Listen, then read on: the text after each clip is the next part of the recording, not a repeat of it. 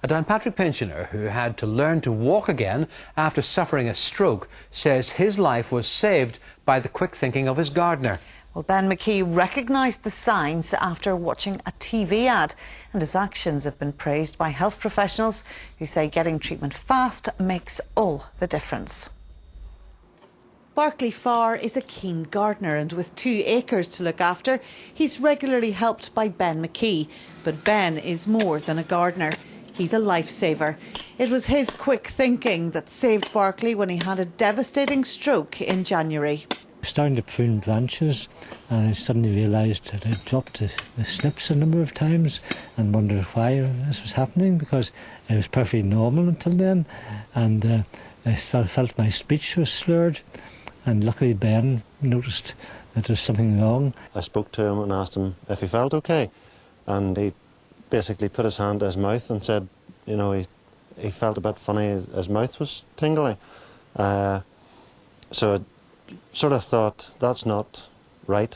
And then the FAST campaign that I'd seen advertised on television just came straight to my head, and I thought, I'll just keep an eye on him. Kept an eye on him for another minute, and he had dropped the snips again, and I thought, I'll just ask him.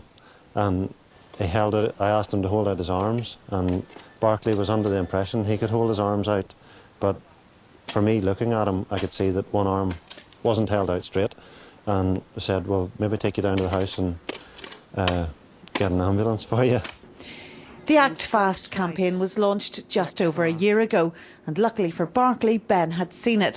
He recognised the symptoms. An ambulance was with Barclay within 10 minutes, and he spent 6 weeks in hospital. Every year, unfortunately, stroke claims 1,300 life here in Northern Ireland, and is responsible for almost 2,300 cases of admission to the hospital. So it is very common. Raising awareness is enormously important, and quick diagnosis, early treatment will save life. Barclay's progress has been steady, and he's now been signed off by his support team and can walk and drive again. His life is almost back to normal, and he's eternally grateful for Ben's quick thinking. It's life and death, really. I wouldn't be here if it wasn't for Ben.